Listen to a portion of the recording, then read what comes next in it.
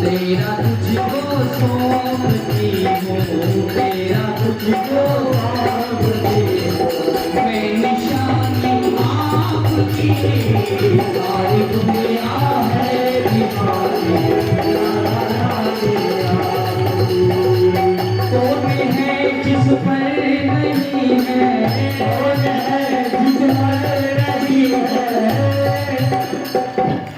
वो ना बोल कर देते हैं ना तोल करके देते हैं, वो ना बोल कर देते हैं ना तोल कर देते हैं, जब भी देते हैं तो दिल खोल कर देते हैं। बड़े प्रेम से ताली से अगर मैं आवाज लगाएंगे।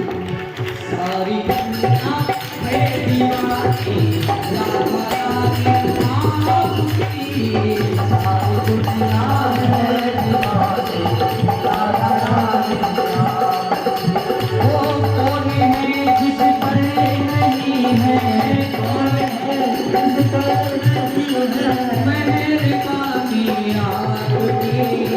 सारी दुनिया है दीवानी, राधा रानी आपकी, सारी दुनिया है दीवानी, राधा रानी आपकी, राधा रानी आपकी,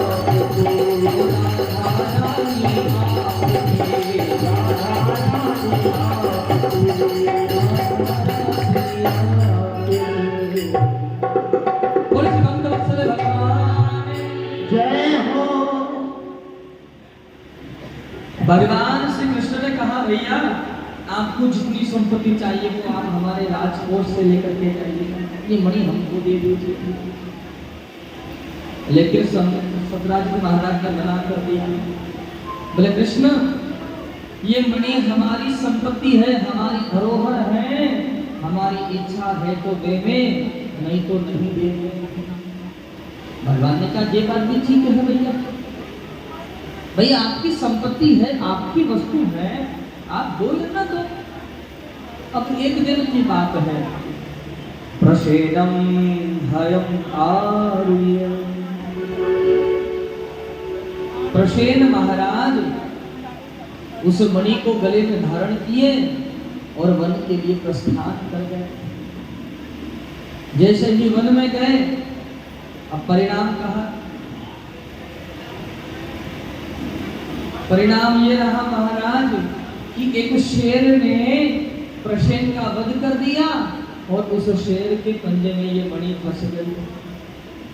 अब उस मणि शेर के पंजे में फंस गई, वो शेर आगे गया सिंह। जामवांजी महाराज ने उस सिंह का वध किया और उसके पंजे से मणि को निकाल दिया।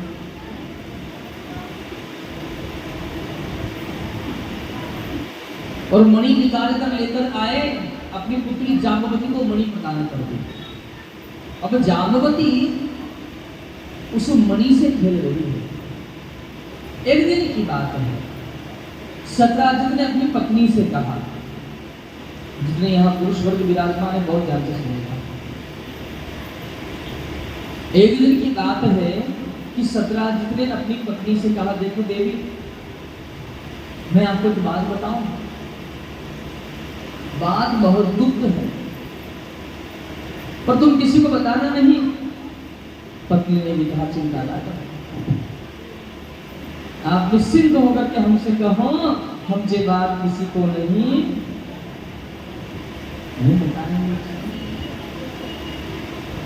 सत्राजित ने अच्छा एक बात है, जितने पुरुष भैया बैठे हैं, अगर आप अपनी पत्नी से कोई ऐसी बात कह दो,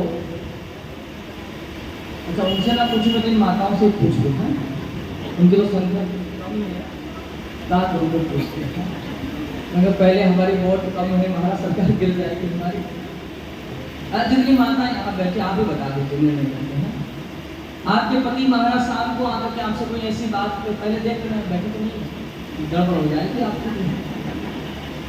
आपके पति महाराज को ऐसी बात बता दें, बड़ी गुप्त से गुप्त बात हो, किसी को बताना नहीं हो, तो आपके पति वो बात आपको बता दे और फिर कह दे तो ये बात किसी को बताना नहीं। अच्छा बताओगे नहीं बताओगे? क्योंकि इस रात में सोते समय बता दिया हमारा तो रात भर नींद ना गैस बन जाएगी।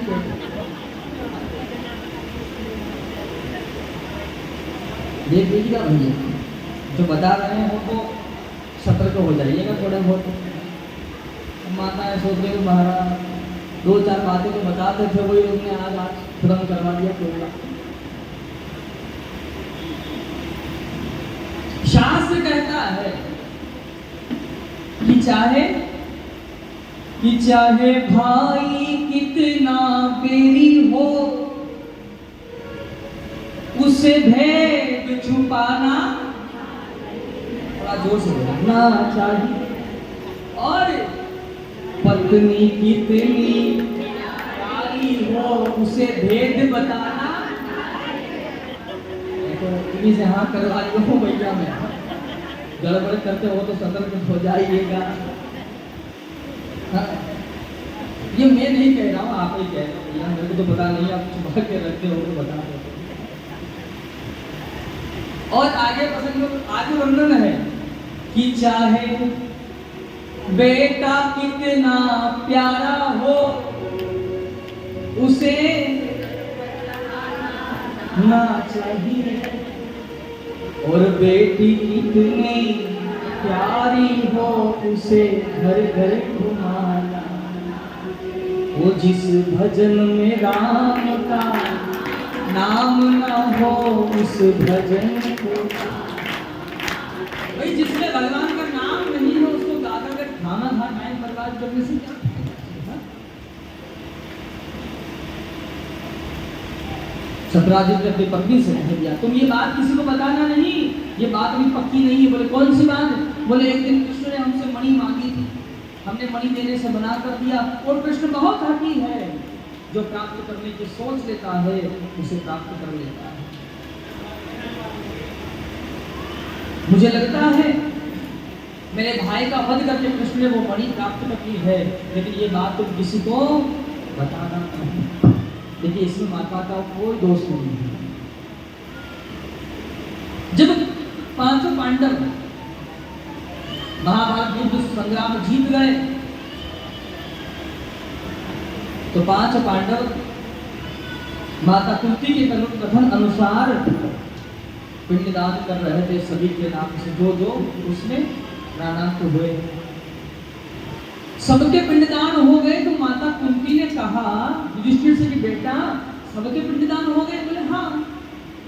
बोले एक और पिंडदान कर दो। बोले किसके नाम का? हमें ज्ञात है माता और कोई शेष रहा नहीं, सबके पिंडदान हमने कर दिए। बोले एक पिंडदान और कर दो। बोले किसके नाम का? बोले कर्म के नाम का कर दीजिए। जैसे ही ये बात कही तो युधिष्ठिर जी ने कहा माता ना तो वो हमारा भाई था, ना वर्ण का था, ना हमारा मित्र था, शत्रु का हमारा, ना कोई जाति का था हमारा, फिर मैं उसके नाम का पिंडदान क्यों करूं? तब माता कुंती कहती कि बेटा जिसे तुम शत्रु समझ रहे हो वो शत्रु नहीं, तुम्हारा अग्रज बड़ा भाई था। जैसे ही ये बात कही युधिष्ठिर जी महाराज को बड़ा दुख हुआ। कहा माता इतना महापराक्रमी ऐसा दानवीर हमारा बड़ा भाई अग्रज भैया थे हमारे, अगर ये बात आप हमको पहले बता देती माता तो हम 5 भाई उनके चरणों में शस्त्र रख करके नतमस्तक हो जाते, लेकिन अपने भाई को तो कभी प्रहार नहीं करते।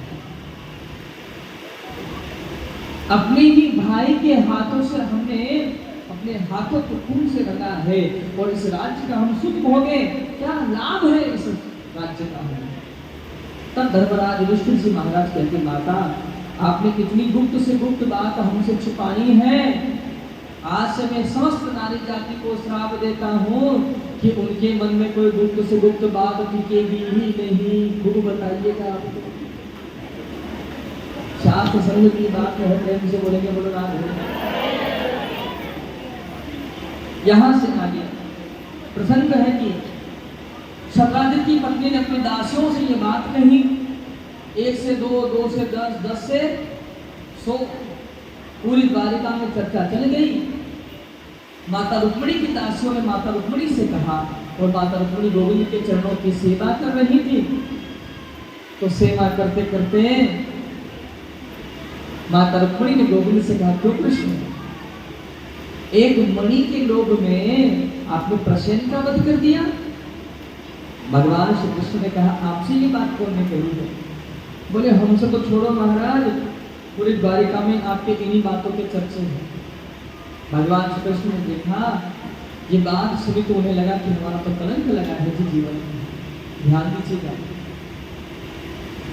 कपड़े पर अगर दाग लग गया तो एक धुलाई से निकाल दोगे आप, 2 धुलाई से निकाल दोगे, अरे 10 धुलाई से निकाल दोगे, लेकिन एक बार चरित्र में दाग लग गया या कलंक लग गया तो मरने के बाद भी पीछा नहीं छूटने वाला।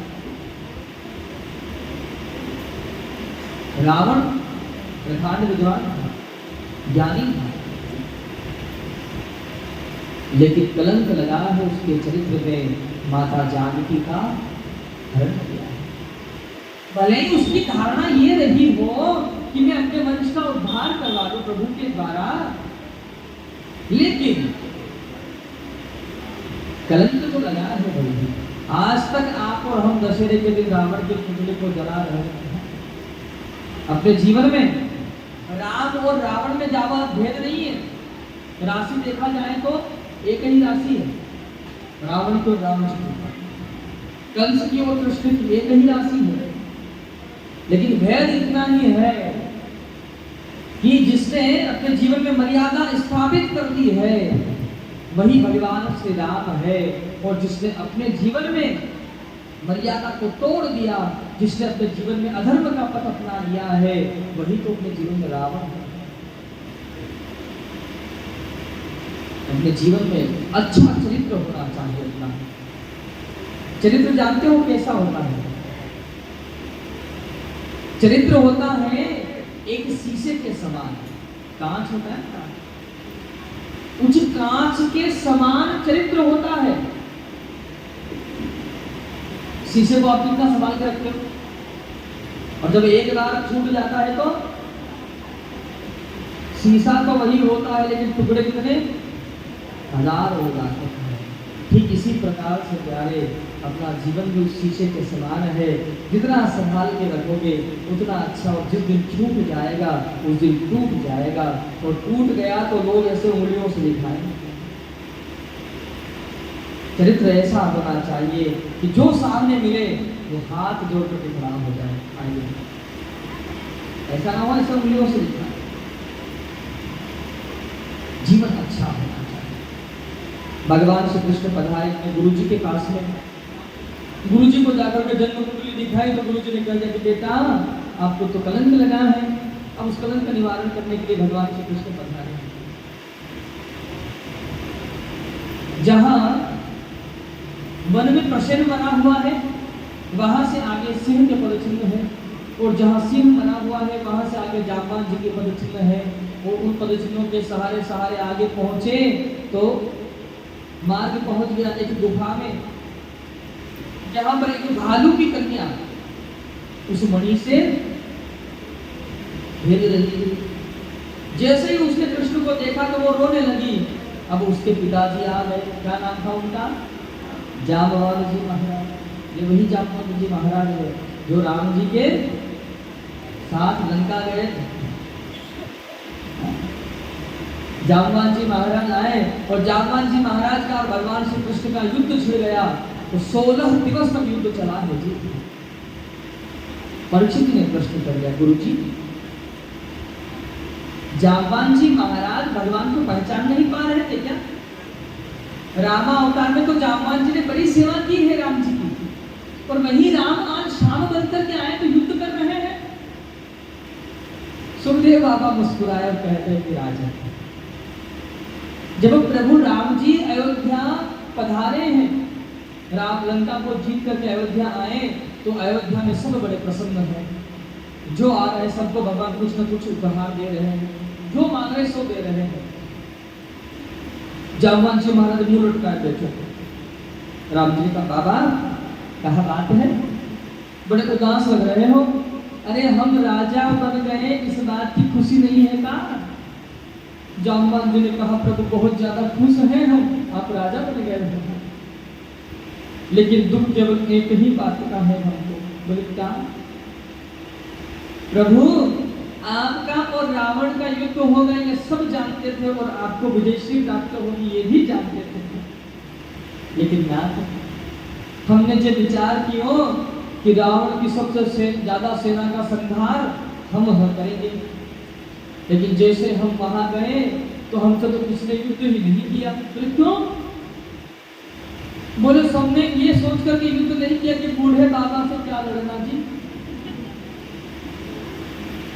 बूढ़े बाबा को पराजित करके क्या सूरवीर बनना है। और जामवान जी कहते कि प्रभु मेरे बराबरी का केवल एक ही व्यक्ति था वहां पर, कौन? रावण। वही मेरे बराबर का था, और उसका भी वध मैं कर देता तो आपका तो प्रोग्राम ही फेल हो जाता। आप क्या करते?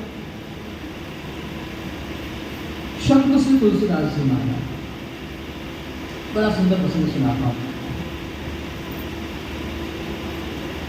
तुलसीदास जी महाराज कवितावली में लिख रहे हैं, हनुमान कवितावली में वो लिख रहे हैं कि एक दिन की बात है कि हनुमान जी का और रावण का मिलना हुआ। तो रावण ने हनुमान जी से कहा, बोले हनुमान सुना है कि तुम बड़े बलवान हो। हनुमान जी कहते हैं नहीं भैया हम तो ज्यादा बलवान नहीं है, हमारे अंदर कोई बल नहीं है। तो बोले किसका बल है? राम जी का बल है, राम जी का प्रताप है, मेरा कोई प्रताप नहीं है। ऐसा तुलसी बाबा लिख रहे हैं। हनुमान जी ने कहा हमने सुना है आप भी तो बड़े महान हो, बड़े बलवान हो, सुना है कि भगवान महादेव माता पार्वती सहित आपने कैलाश पर्वत को उठा दिया था। रावण ने कहा कि बिल्कुल सत्य कहा है आपने। रावण कहता है कि एक बार हमारे साथ युद्ध कर लो। हनुमान जी ने कहा भैया युद्ध तो हम कर लें आपके साथ में, लेकिन इस बात का निर्णय कैसे होगा? भाई आप भी बलवान हो और हनुमान जी भी अतुलित बलधाम। बोले इसे युद्ध तो चलता रहेगा, समाप्त ही नहीं होगा। वह युद्ध कैसे पता चले कि जीत किसकी पराजित किसकी हुई है? तो रावण कहता है कि एक एक मुक्के का युद्ध करेंगे, एक मुक्का आप हमने मारो और एक मुक्का हम आप में मारेंगे, उसी से निर्णय हो जाएगा। हनुमान जी का ठीक है, यही बात ठीक। हनुमान जी रावण से बोले कि रावण पहला मुक्का तुम ही मार लो। रावण ने कहा तुम क्यों नहीं? हनुमान जी ने कहा कि अगर हमने मुक्का मार दिया तो क्या पता तुम मारने के लायक रहोगे या न रहोगे।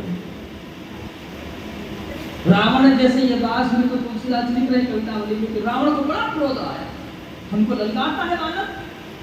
रावण ने अपना हाथ तो आकाश मंडल में घुमाया है और 20 भुजा की शक्ति एक हाथ में एकत्रित की है, और जो हाथ घुमा करके हनुमान जी महाराज को मुक्का मारा रावण ने। लेकिन हनुमान जी महाराज वज्र आसन में बैठे हैं और राम जी का ध्यान कर रहे हैं। तीर भर भी हनुमान जी महाराज का से मस नहीं हुए। रावण की 20 आंखें फटी की फटी रह गई। इसको तो कुछ नहीं हुआ, वानर को तो ये तो हिला भी नहीं है, जरा तीर भर के हनुमान जी हिले नहीं, 20 आंखें फाड़ करके रावण देख रहा था। 10 हिले तो 20 आंखें हो। रावण घबरा गया। अब हनुमान जी ने कहा सावधान हो जाओ रावण, अब हमारी बारी है। रावण कहता कि मार लो भैया। हनुमान जी महाराज को बड़ा क्रोध आया है। हनुमान जी महाराज ने जैसे भुजा उठाई, आकाश मंडल में हाथ घुमाया महाराज, तो ऊपर देखा तो ब्रह्मा जी महाराज और भगवान शंकर दोनों हाथ जोड़े खड़े हैं। रुको महाराज। ब्रह्मा जी कहते हैं शंकर जी से रोको इसको, वानर जाति ही बड़ी चपल है। हाँ, सबसे ज्यादा चपल कोई है तो वानर है। बोले रोको इस वानर को, अगर इसने हाथ मार दिया रावण पे और रावण मर गया तो राम जी का तो पूरा प्रोग्राम ही फेल हो जाएगा। वो जन्म लेकर के आ रहे हैं, सब काम खत्म। रोको इसको। फिर हनुमान वहां पर ब्रह्मा जी महाराज शंकर जी कर भैया रुक जाओ। रुद्र अवतार में हनुमान जी रुकेंगे तो नहीं चाहे कुछ भी हो जाए। मुक्का तो मारेंगे इसको। शंकर भगवान कह रहे हैं वो प्रभु आ रहे हैं, उनका क्या होगा? बोले होगा तो देखा जाएगा, लेकिन छोड़ेंगे नहीं आज हम। शंकर भगवान कहते कि मान जाओ भैया। हनुमान जी महाराज ने बड़ी तीव्र गति से हाथ ऊपर उठाया, लेकिन धीरे से हाथ को नीचे लेकर के आए हैं, और जैसे ही रावण को मुक्का मारा नहीं, केवल मात्र स्पर्श मात्र कर दिया, जैसे हिमालय के ऊपर वज्रपात हुआ हो वैसे रावण को धक्का लगा और बहुत समय तक मूर्छित हो गया, रावण गिर गया। बहुत समय बाद मूर्छा टूटी, रावण उठा। हनुमान जी ने कहा भैया बताओ कौन बलवान है? रावण कहते हैं कि तुम वास्तव में अतुलित बलधाम हो। बोले अतुलित बलधाम तो तब होते हैं कि जब बताने के लिए बचते भी नहीं, हमने केवल स्पर्श मात्र किया है तुम्हें। तो वर्णन कर रहे हैं कि वो हनुमान जी इतने बलशाली भी जामवंत जी महाराज के निर्णय लेकर के काम करते थे। ऐसे जामवंत जी महाराज, जामवंत जी कहते हैं कि युद्ध करने की मेरी बहुत इच्छा है प्रभु। वहां गया तो किसी ने युद्ध नहीं किया तो बड़ी हाथों में खुजली हो रही है, आप ही के साथ दो हाथ हो जाए तो बड़ी अच्छी कृपा होगी। सो राम जी ने कह दिया भैया अभी हमारा मर्यादित चरित्र है, एक स्वामी और सेवक का युद्ध मर्यादा के विरुद्ध है, युद्ध नहीं हो सकता। जब हम आगे कृष्ण बन करके आएंगे तब आपके मनोरथ को अवश्य पूर्ण करेंगे। वही राम आज शाम बन के आए हैं और युद्ध प्रारंभ हुआ। 16 दिवस तक युद्ध चला है। कोई वृक्ष उखाड़ कर फेंक रहा है, कोई पर्वत उखाड़ कर फेंक रहा है, कोई पत्थर उखाड़ कर फेंक रहा है। घमासान संग्राम हुआ है। जामवंत जी महाराज जब थक गए, नस नस ढीली हो गई, तो जामवंत जी महाराज ने हाथ जोड़कर कहा प्रभु हम आपको पहचान गए, वही राम आज मेरे प्रभु विष्णु शाम बन करके आए हो। बताइए प्रभु पदार्पण कैसे हुआ, कैसे आगमन हुआ है आपका? कन्हैया ने कहा महाराज को ज्यादा विशेष बात नहीं है, ये आपकी पुत्री के पास जो मणि है ना, इस मणि का हमको कलंक लग गया है, सो ये मणि हमको दे दो। जामवंत जी का युद्ध करना तो एक बार उतर लो, लेकिन मणि नहीं देंगे हम आपको। बोले क्यों? बोले जो मणि हमने हमारी बेटी को दी है, अगर आप हमारी बेटी से विवाह कर लोगे तो देने में कुछ है नहीं, मेरे पास ये मणि है, हम आपको दे देंगे। ध्यान दीजिए, मेरे गोविंद को इस मणि के कारण दूसरा विवाह करना पड़ा। माता जामवती के साथ में दूसरा विवाह मणि लेकर के आए। सतराजित से कहा ये लो मणि, कलंक लगाते हो हम पर। सतराजित ने विचार किया भैया हमने दुश्मनी भी बोल रही तो कौन से ये आज नहीं तो कल बदला जरूर लेगा। फिर सतराजित ने विचार किया कि भाई सुना है कि कृष्ण ने दूसरा विवाह किया है इस मणि के कारण, तो क्यों ना हमारी भी बेटी है, इसका विवाह कृष्ण के साथ कर दे और ये मणि कृष्ण को ही दे दे। वो मांग रहे हैं, ये मणि और बेटी को लेकर पहुंच गया। सत्यधामा के साथ भगवान गोविंद का विवाह हुआ। जैसे मणि को देने लगा तो कन्हैया ने कह दिया भैया एक जगह पे तो दहेज में ही लेकर आए हैं और ज्यादा दहेज लेना भी अब ठीक नहीं है। ध्यान दीजिए, पहले जो दैत्यों का जन्म होता था तो वो दैत्य उसको परेशान करते थे जिनका जन्म हो गया है, उसे प्रताड़ित करते थे। लेकिन अभी भारतवर्ष में एक दैत्य का जन्म हुआ है जिसका नाम है दहेज रूपी दानव। इसने जब से भारतवर्ष में पांव रखा है भाई, कितनी माताओं को इसने कोप में भी मार डाला। अभी जन्म ही नहीं हुआ है उसका गर्भ में ही वध कर दिया है इस दहेज रूपी दानव ने। कितनी बेटियों को प्रताड़ित किया जाता है, कितनी कन्याओं को जला दिया जाता है। ध्यान दीजिए, एक पिता के यहाँ बेटी का जन्म हुआ, वो पिता जिंदगी भर जब से उसका जन्म हुआ है तब से एक पैसा जोड़ता है अपनी बेटी के विवाह के लिए। और जब संबंध होता है अपने सामर्थ्य के अनुसार बहुत कुछ देता है वो बेटी वाला अपनी बेटी को, अपनी श्रद्धा के अनुसार, भावना सामर्थ्य के अनुसार बहुत कुछ देता है। लेकिन वर पक्ष वाले जाते हैं तो कहते थे भैया तुम्हारे यहाँ तो सब्जी में नमक ही नहीं था। अरे उस नमक, उस सब्जी को बनाने के लिए, उस मटर पनीर को बनाने के लिए आपके लिए उस पिता ने कई वर्षों तक चप्पल ना पहनी है। उस पिता ने इसकी व्यवस्था आपको देने के लिए कभी बनियान नई न पहनी है, कभी तीज त्योहार पर नए कपड़े नहीं खरीदे हैं। क्या सोच करके कि 2 पैसे बचाऊंगा तो काम आएंगे, और आप गए वहां नमक ढूंढ रहे थे उसके वक्त भोजन में। आप ये सोचिए कि उस पिता ने कितनी मेहनत की होगी ये सब कुछ व्यवस्था बनाने के लिए। जब बारी आती है दूसरे की तो बड़ा चढ़ करके आगे बढ़ जाते हो, और खुद के बेटी का विवाह होता है तो कह देखो हम तो बहुत गरीब हैं। क्यों भाई, जिसकी बेटी आप लेकर के आ रहे हैं वो तो बहुत अमीर है। अरे वो पिता बहुत देता है अपनी बेटी। कौन पिता अपनी बेटी को खाली हाथ भेजता है जी? लेकिन दहेज के चंद पैसों के लालची तो होते हैं, वो उस बेटी को परेशान करते हैं, प्रताड़ित करते हैं। और भाई आप उस बेटी के पिता से मांग रहे हो, आपने जिंदगी में क्या कर लिया? करके तो इतना ही किया होगा, विवेक होगी जमीन खरीद ली होगी, पुराना ट्रैक्टर बेच करके नया खरीद लिया होगा किस्तों में होगी। तुमने कौन को नहीं खरीदी भाई? तुम भी गाड़ी खरीद लेते, तुम भी घोड़ा खरीद लेते, तुम भी हाथी खरीद लेते। उस बेटी वाले से ही मांगना जरूरी है। आप भी तो कमा रहे हो, फिर आपने क्या किया? अपनी कमाई से तो हम साइकिल नहीं बदल पाए, साइकिल से मोटरसाइकिल नहीं ला पाए, और सोचते कि बेटी की शादी में तो आ ही जाएगी। ध्यान दीजिएगा क्या, एक कन्या को आप अगर बहू बना करके लेकर के आओगे, बेटी बना करके लेकर के आओगे, तो वो लक्ष्मी बन करके आएगी। चाहे हाथ खाली लेकर के आए, लेकिन पांव अगर भरे हुए लेकर के आएगी तो आपके घर में अष्ट सिद्धि नवनिधि आ जाएगी।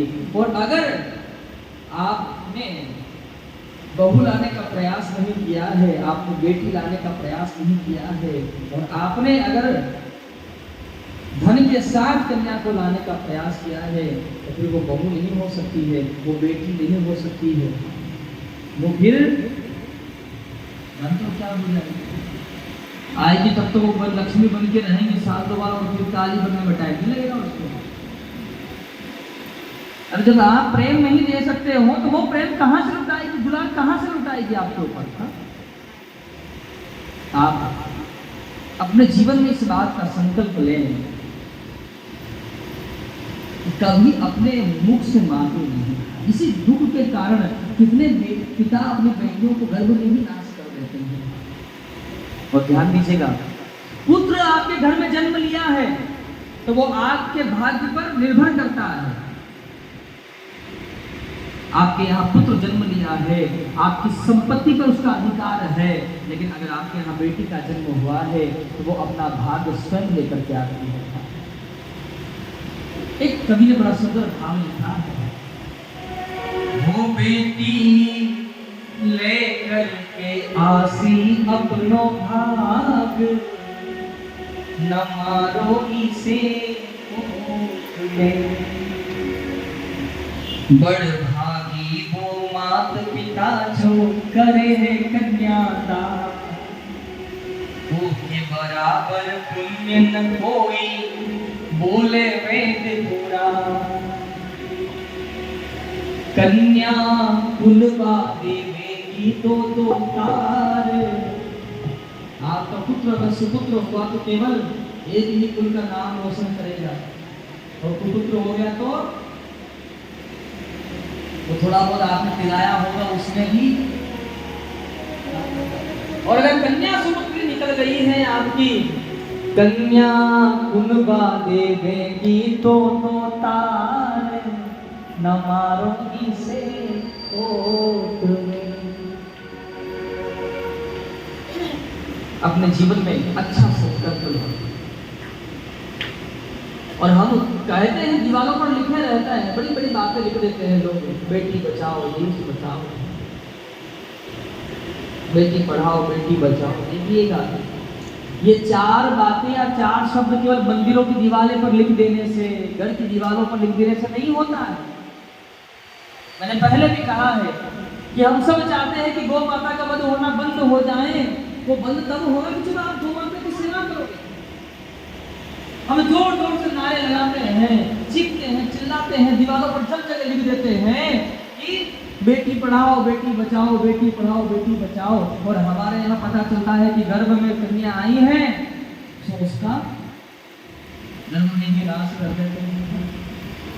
मैं पूर्व में भी आपको बताया हूँ कि ये राम की कसम, ये श्याम की कसम, देख जमाना बदलेगा। तू खुद को बदल, तू खुद को बदल, तभी जमाना बदलेगा। हमें चाहिए हम गौ माता की सेवा करना प्रारंभ कर दें। हमें चाहिए हम बेटी को पढ़ाना प्रारंभ कर दें। हमें चाहिए कि हम बेटियों को बचाना प्रारंभ कर दें। तो आज ये बात हमारी सार्थक हो जाए।